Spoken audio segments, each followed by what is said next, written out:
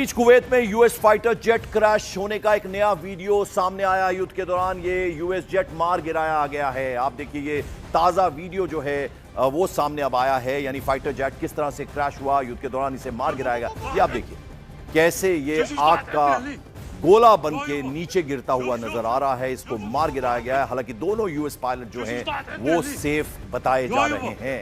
ये देखिए आप किस तरह के हालात हैं। आसमान में देखिए ये जो इमारत है उसके ऊपर आग का गोला, धुएं का गुबार नजर आ रहा है। सर्कल में हम आपको दिखा रहे हैं ये यूएस फाइटर जेट है जिसे मार गिराया गया है युद्ध के दौरान। हालांकि जो खबरें हैं वो ये कि जो दो पायलट्स थे इसमें सवार वो एकदम सेफ है, सुरक्षित है।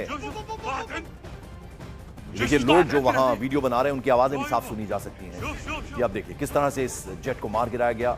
हवा में ही आग का गोला ये बन गया। लेकिन राहत की बात ये रही कि जो पायलट इसे उड़ा रहे थे वो सुरक्षित हैं, एकदम सेफ हैं। तो हर तरफ आप देखिए आसमान में कहीं काला धुआं उठता हुआ नजर आ रहा है, कहीं गिरते हुए जेट्स नजर आ रहे हैं, कहीं बिल्डिंग्स जो हैं वो क्षतिग्रस्त नजर आ रही हैं। इसी तरह के हालात बने हुए हैं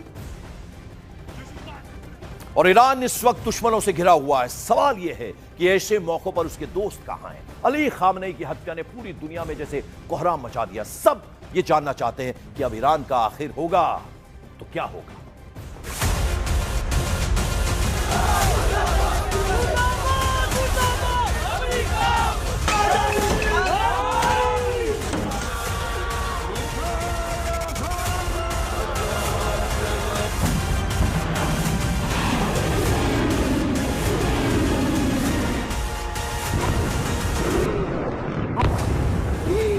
सुप्रीम लीडर की मौत, मिडिल ईस्ट में जंग का नया बिगुल।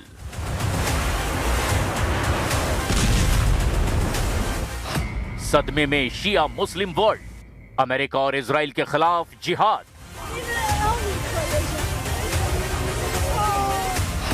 एक्टिव हुआ लड़ाका फोर्स, चुप बैठेगा या बारूद बोलेगा।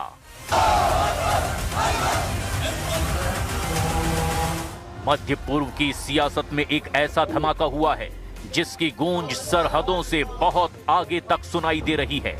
अली खामनेई की मौत के बाद शिया दुनिया में मातम है और उबाल भी।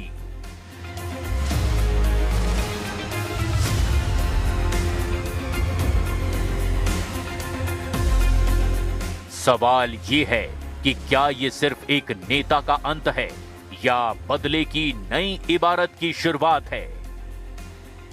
و اومدم اینجا که اینو هم به حکومت خودم نشون بدم، هم به نیروهای قویمون نشون بدم که من پا به پاشون هستم و مردم حضور خودمون رو اعلام کنیم. الان دقیقاً موقعیت ما رو میدونن، همونجوری که رهبرمون وسط جنگ موقعیتش رو میدونستن، موقعیت ما رو هم میدونن. ما حامی این نظامیم، ما این نظام رو دوست داریم، کشورمون رو دوست داریم، جلوشون هم محکم وای میسیم. اومدیم بگیم که هستیم.